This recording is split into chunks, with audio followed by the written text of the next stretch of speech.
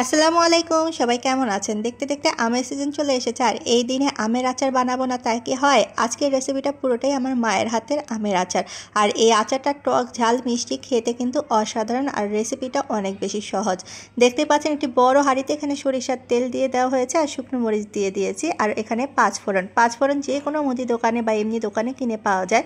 আর এখানে রসুন কুচি আছে, এগুলোও তেলে দিয়ে দেওয়া হলো। রসুনটাকে খুব ভালোভাবে তেলের মধ্যে একটু ভাজা ভাজা করে নিতে হবে। আর এখানে সরষু বাটা আছে, সাদা সরষু আর সাথে কয়েকটা কাঁচামরিচ একসাথে ব্লেন্ড করে নেওয়া হয়েছে। এখন রসুনটা বাদামি কালার আসা পর্যন্ত একটু ভেজে নিতে হবে। যখন রসুনের কালারটা একটু চেঞ্জ হয়ে আসবে তখনই সেই সরষু বাটাগুলো এখানে দিয়ে দেব। সবগুলো সরষে বাটাই মা এখানে দিয়ে দিয়েছিল, সবগুলোই লেগে যাবে। সরষে বাটা দেওয়ার কারণে কিন্তু আচারের একটা যে ফ্লেভার সেটা আসে। সরষে দিয়ে খুব ভালোভাবে ভাজা ভাজা করে নিয়েছি, যেহেতু সরিষার তেলের উপরে ঝাঁস উঠে গিয়েছে। এই ফেনাগুলো কিন্তু ভাজা ভাজা হওয়ার সাথে সাথে নেমে যাবে। দেখতেই পাচ্ছেন যতটা ভাজা ভাজা হয়েছে ফেনা কিন্তু চলে গিয়েছে। আর এখানে কয়েকটা তেজপাতা দেওয়া হলো, আর দেওয়া হচ্ছে দারচিনি, এলাচ।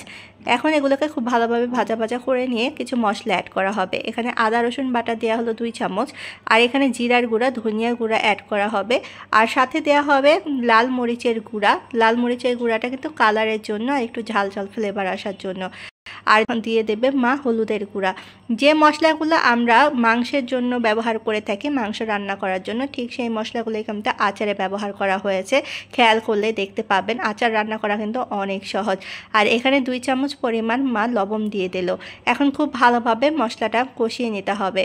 এখন দিয়ে দেওয়া হচ্ছে এখানে গুড়, আর গুড় দিলে কিন্তু আচারের ফ্লেভার অনেক ভালো আসে। আপনারা দেওয়ার চেষ্টা করবেন, ঘরে যদি না থাকে বাজার থেকে অল্প পরিমাণ গুড় কিনে এনে দেওয়ার চেষ্টা করবেন। এখন খুব ভালোভাবে মশলাটা কষিয়ে নিয়েছে, উপরে কিন্তু তেল উঠে গিয়েছে, দেখতেই পাচ্ছেন। এই পর্যায়ে সবগুলো আম মা এখানে ঢেলে দিল। আর হ্যাঁ, আমগুলো কিন্তু সকালবেলায় কেটে সারাদিন ফ্যানের মধ্যে শুকিয়ে নেওয়া হয়েছে, না হলে কিন্তু আমটা দেওয়ার সাথে সাথে একেবারে গলে যাবে, আর আস্ত আম খুঁজেই পাওয়া যাবে না। আর যদি সারাদিন ফ্যানের নিচে একটু শুকিয়ে নেন তাহলে কিন্তু আমগুলো আস্ত থাকবে আর খেতেও ভালো লাগবে।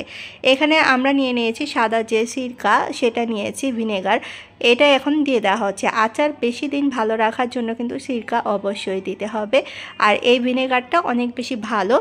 সিরকা দেওয়ার পর এখন অনবরত বলক এনে নিতে হবে। 2 ঘন্টার মতো এটা আঁচ করে নেব। 2 ঘন্টা যখন আঁচ হয়ে যাবে, দেখতেই পাচ্ছেন বলক চলে আসছে, আর একটু একটু করে নাড়াচাড়া দেওয়া হচ্ছে। আমের ভিতরে টকটা পুরোপুরি বের করতে হবে, আর আমটাকেও একটু গলতে দিতে হবে। দেখতেই পাচ্ছেন এখানে কিন্তু আমটা আস্ত আছে। এই পর্যায়ে এখন দেওয়া হচ্ছে চিনি। চিনি দেওয়ার পরেই কিন্তু একেবারে অনেকগুলো পানি চলে আসবে। এটা ভয়ের কিছু নেই, আঁচ বাড়িয়ে বলক এনে নিলেই কিন্তু শুকিয়ে যাবে। আর বলেছিলাম না টক ঝাল মিষ্টি আচার, গুড় কিন্তু অল্প পরিমাণ দেওয়া হয়েছিল ফ্লেভারের জন্য, আর এখানে চিনি দেওয়া হয়েছে মিষ্টির জন্য। আর এই আচারটা কিন্তু টকও হয়েছিল, মিষ্টিও হয়েছিল, একটু ঝাল ঝাল হয়েছিল, অনেক বেশি মজা ছিল। তো আচারটা কিন্তু তৈরি। এখন এখানে 5 ফোড়নের গুঁড়া দিয়ে দেওয়া হচ্ছে। প্রথম যে 5 ফোড়ন দেওয়া হয়েছিল সেটাকে ব্লেন্ডারে গুঁড়া করে নিয়েছিলাম। দেখতেই পাচ্ছেন আচারটা কিন্তু ভাঙা ভাঙাও হয়েছে, আস্ত আস্ত আছে। আর এটা খিচুড়ি হোক, পোলাও হোক, আর এমনি হোক, খেতে কিন্তু অসাধারণ লাগে। আপনারাও কিন্তু বাসায় অবশ্যই ট্রাই করে দেখবেন। রান্না করা খুবই সহজ। যারা মাংস রান্না করতে পারেন তারা আচারটাও রান্না করতে পারবেন।